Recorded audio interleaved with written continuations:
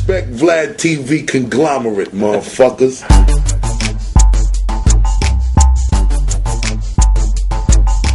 I always wanted to be in Tribe. You know how that happened? When me and Leaders wasn't getting along from before the first album. We broke up before the first Leaders album came out. That's why if you go on the first Leaders album, you hear Too Much on My Mind. I don't got a verse on it.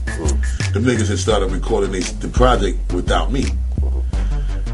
I started my solo shit, so I did Feminine Fat by myself and I did Show Me a Hero by myself. When me and Leaders of the New School broke up, we broke up over some stupid shit at that time, and particularly it was motherfucker, I was hustling out of town because we ain't had no deal yet. The little money that I would make when I came back to town, I always rented me a little car. I rented a car, bought me a bunch of Sergio Tacchini sweatsuits, and I was running around the hood looking like the way we all looked when we was in East Flatbush, Brooklyn. And I come back to Long Island after I went out of town and got a little bread, and I come home and I see these niggas and we go through, you know, it'll be around the time frame of the Greek Fest shit at Jones Beach.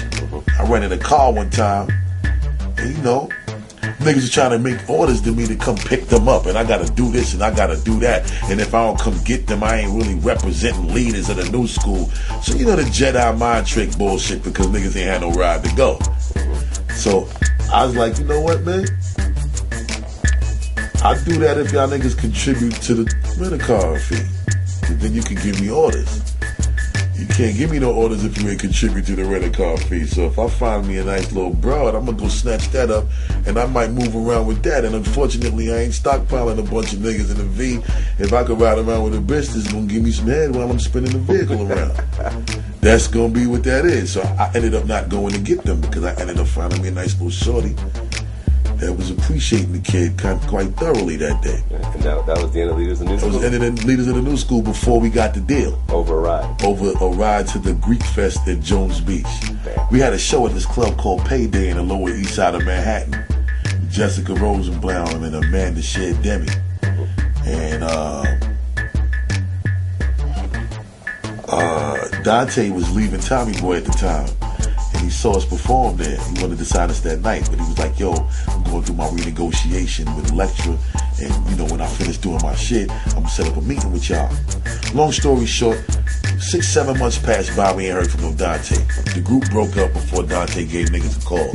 See, Brown was trying to act like he was the head honcho with a clique, so him and Dante did the network and exchanged numbers. Dante ended up calling C. Brown to set up a meeting with all of us. They went up there and met without me. Dante said, if the group ain't gonna be what it was when I saw y'all, I'm not doing the deal. So I get the call from Brown and them, yo, we can't get this deal unless you come back. We won't bring you back in the group.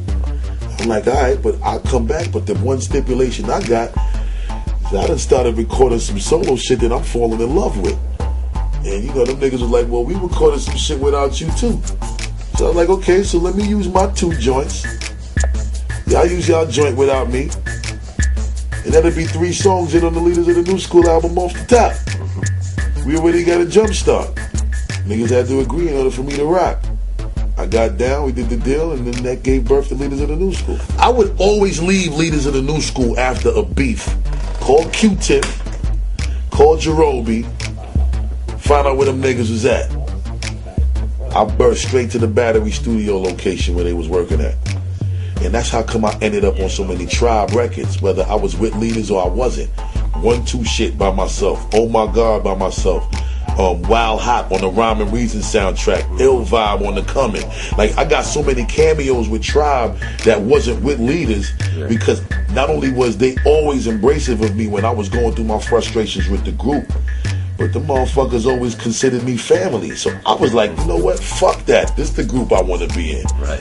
I'm getting wild hot looks being on wild hot records with wild hot motherfuckers that I'm family with, and I ain't never got to go through the discrepancies in the argument with Tribe that I was going through with Leaders.